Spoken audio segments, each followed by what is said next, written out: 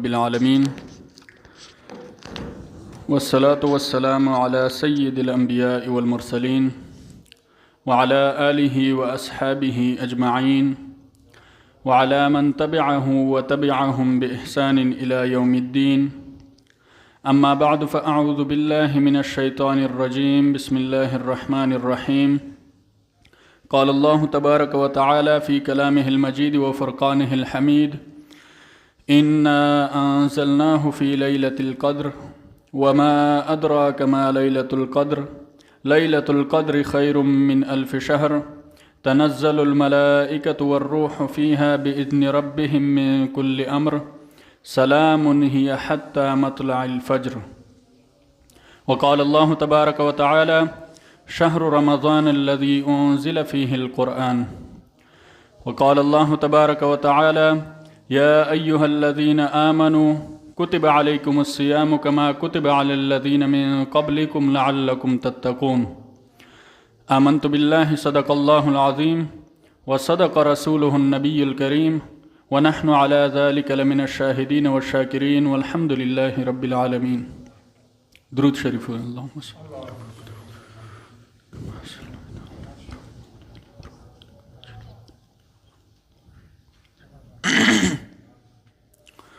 محترم مسلمانان ورونو، الله تبارک وتعالی د رمضان المبارک میاشت ته ډېر لوی عظمت او لوی فضیلت ورکړی دی.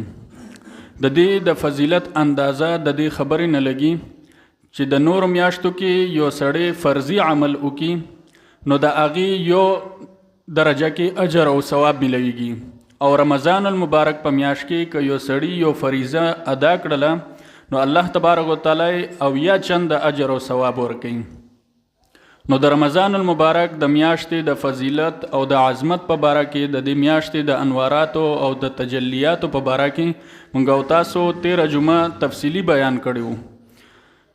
نننۍ ورځ زموږ تاسو بیان به د رمضان المبارک د آخري عشري یعنی آخري 10 ورځو په حوالې سره وي، او په دې کې چې کوم احکام راځي چې هغه اعتکاف ته صدقه فطر ده یا یوه مبارکه شپه ده لیلة القدر د هغې په حوالې سره به وي.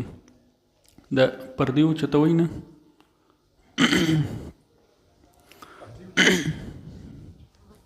کسان به بیا ځای نه شي وروسته.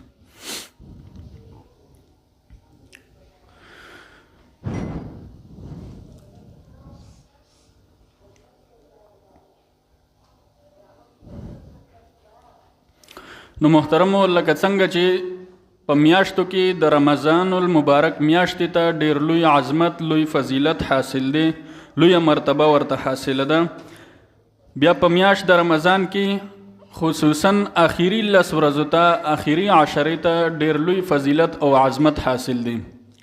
نبی کریم صلی الله علیه وسلم به هر وخت عبادت کې په کثرت سره کولو، کثرت سره به عبادت کولو، خو آخري 10 ورځو کې به د عبادت ډیر زیات اهتمام کولو او هر قسمه مصروفیات او مشاغل به پرېښول او عبادت طرف ته به متوجه شو او په جماعت کې به کېناست او اعتکاف به یې کولو. نو دا آخري عشره دا ډیره د برکت او د فضیلت او د مرتبه خاوند ده، ځکه چې په دې کې یو د اعتکاف عمل راځي، یو د لیلة القدر د شپې موقع په د آخري 10 ورځو کې وي. نو اولنې خبره د لیلة القدر په حوالې سره چې لیلة القدر ته دومره عظمت او فضیلت ولې حاصل شوی دی. نبی کریم صلی الله علیه وسلم یو ځل صحابه کرامو ته د مخکینیو امتونو د عابدینو تذکره کوله چې مخکینیو امتونو کې داسې عبادت گزار تیر شوي دي چې هغوی په 80 کاله کې د یو لمحې دپاره د الله تبارک وتعالی نافرمانی نه ده کړې. 80 کاله د الله تبارک وتعالی مسلسل عبادت کړی دی او په دې 80 کالو کې دوی د الله تبارک وتعالی نافرمانی نه ده کړې. نو صحابه کرام د عبادت شوقین خلک وو، زمونږ تاسو غوندې نه وو چې صرف به ځان خلاصولو او په منډه به وتل. هغوی به غور او فکر په دې کې کولو چې کوم یو عمل به داسې چې د الله په نسبت باندې ډېر محبوب وي او موږ هغه عمل سرته ورسوو.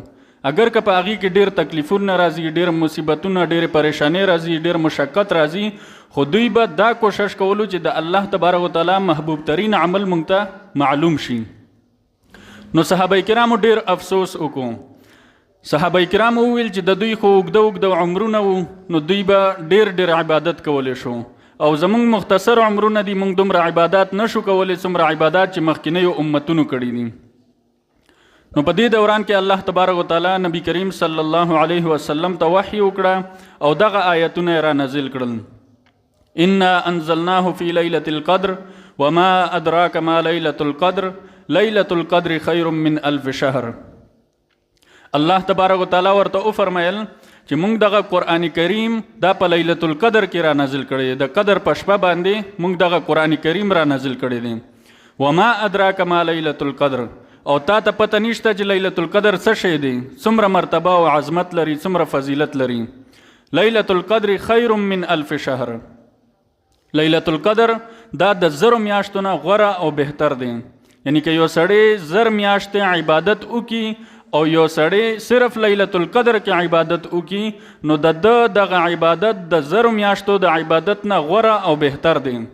قرآن کریم داسې نه دی ویلي چې د 1000 میاشتو برابر دی، داسې ویلي دی چې د 1000 میاشتو نه بهتر دی، غوره دی. اوس د بهتروالي څه اندازه نشته، هغه اندازه موږ ته معلومه نه ده. نو د 1000 میاشتو چې حساب ولګولی شي تقریبا 83 یا 84 کاله عبادت برابر ګرځي د دې یوې شپې د عبادت ثواب. نو الله تبارک وتعالی د صحابه کرامو په وسیله سره په وسیله سره او د هغوی د فکر په وجه باندې امت مسلمه باندې په امت محمدي باندې دا یو لوی انعام او احسان وکړو چې دې امت ته لیلة القدر شپه حواله کړه. دغه شپه صرف د امت محمدي خصوصیت دی، نور امتونو ته دغه شپه نه ده حواله شوې. هغوی ته اوږده عمرونه ورکړي شوي وو، اوږده عبادات به هغوی کول. مونږ او تاسو ته الله تبارک وتعالی د لیلة القدر شپه حواله کړې ده. یو حدیث شریف کې راځي، بخاری او مسلم شریف کې یو حدیث دی چې نبی کریم صلی الله علیه وسلم فرمایي. مفهوم د حدیث دا دی چې نبی کریم صلی الله علیه وسلم فرمایي چې چا چې د لیلة القدر شپه په عبادت سره تیره کړه نو دا د ټولو نه زیات اجر او ثواب موندونکی شو. او څوک چې په دې شپه هم د عبادت نه محروم شو نو د ده نه محروم او بدنصیبه انسان نشته دی. نو الله تبارک وتعالی دې موږ تاسو د محرومینو د لیست نه وباسي. الله تبارک وتعالی دې په دې شپه موږ ته د عبادت کولو توفیق را نصیب کړي. نو یو خو د لیلة القدر شپه ده. دویم عمل چې د دې 10 ورځو سره تړلی دی، آخري عشرې سره تړلی دی، هغه د اعتکاف عمل دی. په دې 10 میاشتو په دې 10 ورځو کې اعتکاف کول. اوس اعتکاف څه ته وایي؟ اعتکاف مطلب دغه دی چې د عبادت په نیت باندې سړی په جماعت کې ایثار شي خالص د الله تبارک وتعالی د رضا دپاره، چې د الله په حضور کې د خپل ځان دپاره دعاګانې وکړي، د خپل ځان دپاره مغفرت طلب کړي، د خپل شرعي حاجتونه د الله نه وغواړي. لکه یو سړی چې د بادشاه په دربار باندې در نه ورکوي، احتجاج کوي، مظاهره کوي، تر څو پورې چې د منطالبات نه منلی شوي. همدغه رنګې د معتکف مثال دی چې د الله تبارک وتعالی په دربار کې په حضور کې په در نه باندې ناست وي او خپل مطالبات ورته مخې تږدي، خپلې دعاګانې او خپل مغفرت طلب کوي. نو د اعتکاف مطلب دغه دی چې د عبادت په نیت باندې په جماعت کې کېنستل خالص د الله تبارک وتعالی د رضا دپاره. بیا اعتکاف په 3 قسمه باندې دی. یو ته واجب اعتکاف وي، یو ته سنت اعتکاف وي، یو ته مستحب اعتکاف وي. واجب اعتکاف دې ته ویل کېږي چې یو سړی منښته وکړي چې زما که پلانې کار وشو نو زه به 1 ورځ یا 2 ورځې یا 3 ورځې یا 1 میاشت چې هر څومره وي زه به اعتکاف ته کېنم. دې ته واجب اعتکاف وایي چې کله د دغه عمل پوره شي نو په ده باندې دا لازمه ده، شرعاً په ده باندې واجبه ده چې دی به دغه عمل سر ته رسوي. دویم دی مسنون اعتکاف. مسنون اعتکاف د رمضان المبارک د آخري عشرې آخري 10 ورځو اعتکاف دا مسنون اعتکاف دی. نبی کریم صلی الله علیه وسلم په دې باندې مواظبت کړی دی، همیشوالی پې کړی دی. نو دې ته سنت اعتکاف وایي او دا سنت مؤکده علی الکفایه دی. یعنی که په محلې کې یو کس هم کېنستو د اعتکاف دپاره په جماعت کې نو د ټولو ذمه فارغه ده، خو که په محلې کې یو کس هم د اعتکاف دپاره کې نه نستو نو ټول په دې باندې ګناهګار دي، ټول مجرمین دي. نو د دې اعتکاف حکم دا دی چې دا سنت مؤکده علی الکفایه دی. دریم دی نفل اعتکاف. نفل اعتکاف دی ته ویل کیږي چې کله هم سړی جمعات ته را داخلیږي نو د اعتکاف نیت وکي، هغه که 1 غنټه تیري، که 10 منټه تیري، که نیمه ورځ تیري، که د یو منځ وخت تیري، نو په دې دوران کې چې د جمعات کې څومره وخت هم تیري دته به د اعتکاف اجر او ثواب ملويږي. دې ته نفل اعتکاف ویل کیږي. نو د اعتکاف 3 قسمه شو: واجب، سنت او نفل اعتکاف. دا 3 قسمه اعتکاف دي. د اعتکاف فضیلت دا دی، د عائشہ رضی الله تعالی عنها نه روایت ته مفهوم د حدیث دا دی چې نبی کریم صلی الله علیه وسلم او فرمایل چې کچا یو ورځ خالص د الله د رضا د لپاره اعتکاف وکړو نو الله تبارک وتعالى به د او د جهنم په میانس کې 3 خندقونه فاصله راولي، او د یو خندق اندازه دا ده لکه د ځمکې او اسمان فاصله، د مشرق او د مغرب فاصله. نو د یو ورځې د نفلی اعتکاف درجه او فضیلت دغه دی چې الله تبارک وتعالی په هغې باندې 3 خندقونو برابر فاصله د انسان او د جهنم په منځ کې راولي. نو د سنت درجه بیا د هغې نم اعلی ده، او بیا د رمضان المبارک د میاشتې د عمل درجه د هغې نم اعلی ده. نو د دین اندازه لګي چې د اعتکاف څومره مرتبه ده، څومره درجه ده او څومره فضیلت یې دي. دریمه خبره د اعتکاف شرایط او د اعتکاف سره تړلي مسائل. نو اعتکاف د لپاره یو څو شرایط دي چې د هغه شرایطو لحاظ کول ضروری دي. که د هغې لحاظ نه کړلی شي نو د اعتکاف چې کومه مرتبه ده یا کوم فضیلت دی، کوم اجر و ثواب دی، هغه انسان ته نه حاصلیږي.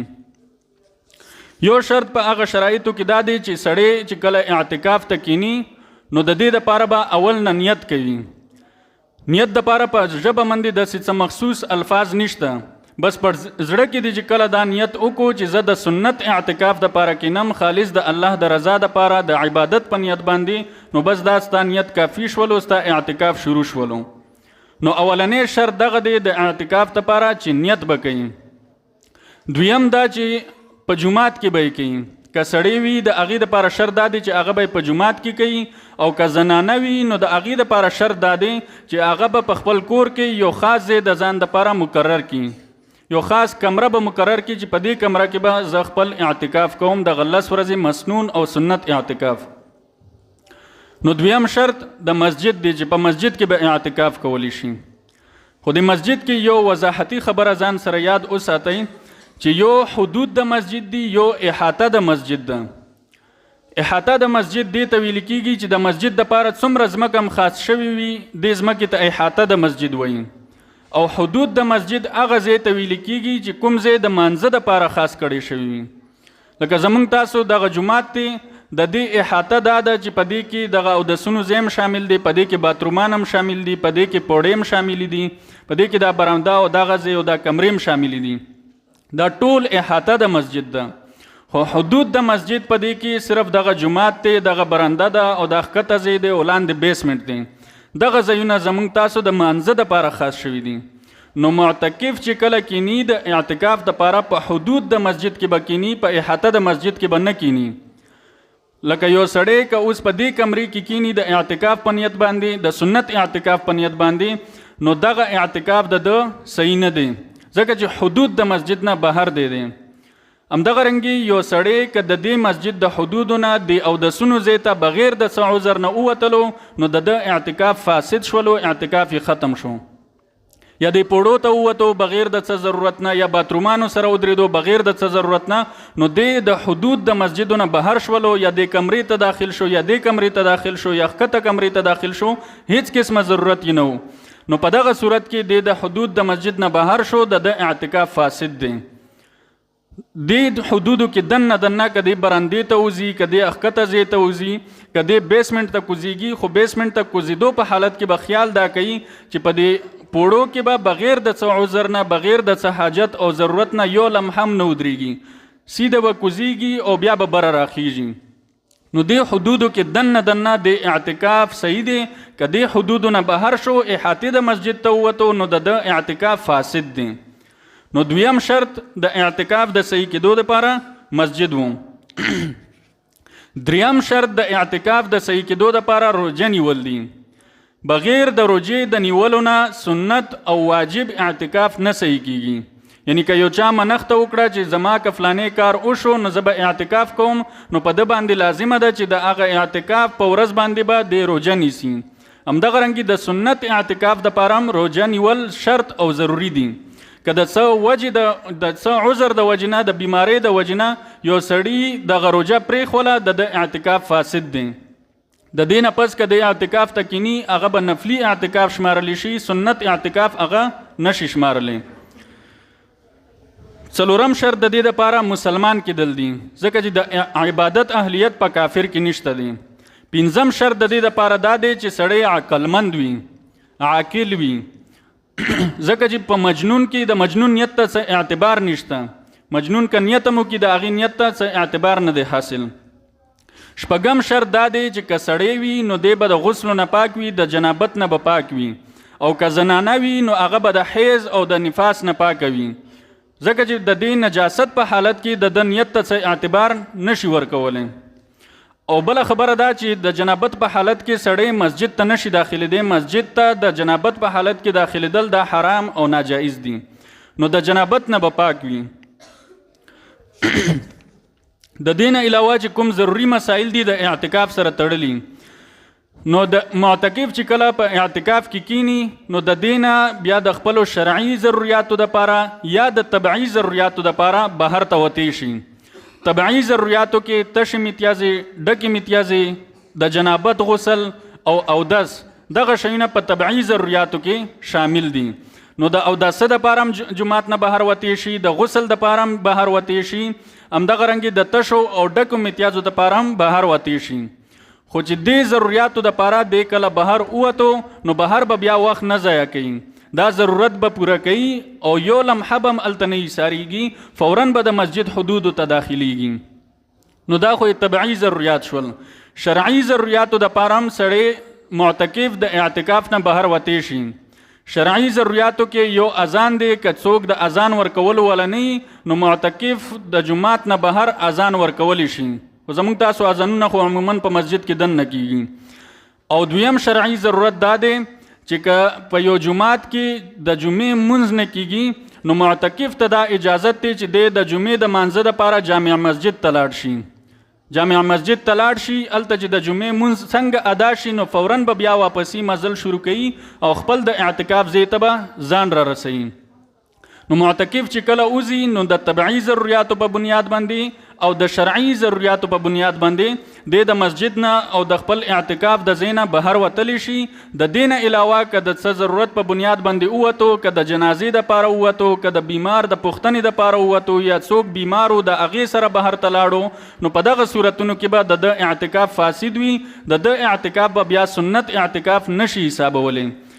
بقایا که دې کېناستو د نفلو په اعتکاف په نیت باندې نو د نفلو ثواب به ورته میلویږي، خو د سنت اعتکاف اجر او ثواب بیا دته نه حاصلیږي. نو دا د اعتکاف سره تړلي فضائل او مسائل وو. الله تبارک وتعالی دې په دې خبرو باندې د عمل کولو توفیق را نصیب کړي. د یو دوه ضروري مسایلو دغه رانه پاتې شوي وو. یو د زنانه د اعتکاف په حوالې سره، زنانه چې په کومه کمره کې اعتکاف دپاره کینی نو دغه کمره د هغې دپاره داسې ده لکه د سړي دپاره جومات، نو بغیر د څه ضرورت نه، د حاجت نه، د هغه ځای نه بهر نشي وتی. یعنی د اودس دپاره او د سماتی دپاره یا د غسل وغیره دپاره بهر راوتی شي. د دې نه علاوه د کور د پخلی دپاره بهر نشي راوتی. که پخلی کوي نو هماغه کمرې کې به ورته انتظام کولی شي، که روټۍ پخوي، که کپړې وینځي یا کپړې استري کوي، کور چې کوم کارونه یې په هماغه کمرې کې کولی شي، هغې نه بهر نشي راوتی. په دې سره اعتکاف فاسدېږي. دویمه خبره د صدقه فطر په حوالې سره، چې صدقه فطر په چا باندې لازمه ده. نو کومو کسانو باندې چې زکات واجبېږي هغو کسانو باندې صدقه فطر یعنی سرسایه ورکول واجبېږي. د صدقه فطر دپاره اندازه 52 تولې سپین زر یا د دې برابرې پیسې یا د ضرورت نه علاوه زیاتی سامان، دغه شیونه چې سړي سره موجود وي نو په ده باندې سرسایه ورکول لازم دي. فرق صرف دا دی چې د زکات په پیسو باندې کال تیریدل شرط دي او د صدقه فطر په پیسو باندې کال تیریدل شرط نه دي. مثلا که یو سړي سره په شلم رمضان باندې 1.5 لک روپۍ یا 1,40,000 روپۍ پیدا شولې نو په ده باندې د خپل ځان او د خپلو نابالغو بچیانو سرسایه ادا کول لازمي دي. او بل خبره دا چې چاته نشي ورکولی او چاته ورکولی شي نو چې کوم کسانو ته نشي ورکولی هغه کسان چې وپېژني نو چې کوم ته ورکولی شي هغه په خپله معلومیږي.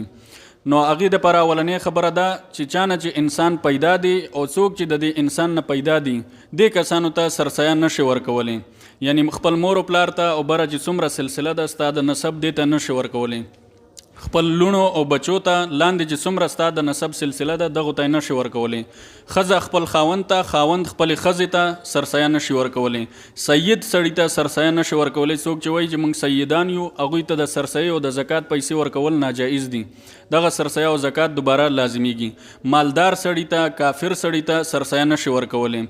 دا د غریب او د مسکین حق دی. په دې کې افضله خبره دغه ده چې خپلو خپلوانو ته ورکړلی شي، یعنی خپلو ورونو ته، خویندو ته که د زکات مستحق خلک وي، یا خپلو ترونو ته، خپلو خپلوانو ته که هغې کې څوک مستحق نه وي، بیا د خپلې محلې خلک، محلې کې چې څوک مستحق نه وي، د کلي خلک، بیا د خپل ښار خلک، په دې طریقې سره به دا تقسیمولی شي. د هغې نه پس د مجاهدینو یا د علماو دغه درجه پکې راځي، خو اول د خپلو خپلوانو حق دی. او بله خبره دا چې زمونږ تاسو عام تصور او فکر دا جوړ شوي چې دا د امام حق دی. دا د امام حق نه دی. امام که د زکات مستحق وي سرسایې پیسې ورکول جایز دي، او که د زکات مستحق نه وي او تا د سرسایې پیسې ورکړلې نو دغه سرسایه به بیا ته دوباره وباسي، فقیر او مسکین ته به دغه سرسایه وررسوي. وآخر دعوانا ان الحمد لله رب العالمين آمين. الحمد لله رب العالمين والعاقبة للمتقين والصلاة والسلام على أشرف الأنبياء والمرسلين محمد وآله وأصحابه أجمعين. ربنا لا تؤاخذنا إن نسينا أو أخطأنا، ربنا ولا تحمل علينا إصرا كما حملته على الذين من قبلنا، ربنا ولا تحملنا ما لا طاقة لنا به، واعف عنا واغفر لنا وارحمنا أنت مولانا فانصرنا على القوم الكافرين. ربنا آتنا في الدنيا حسنة وفي الآخرة حسنة وقنا عذاب النار برحمتك.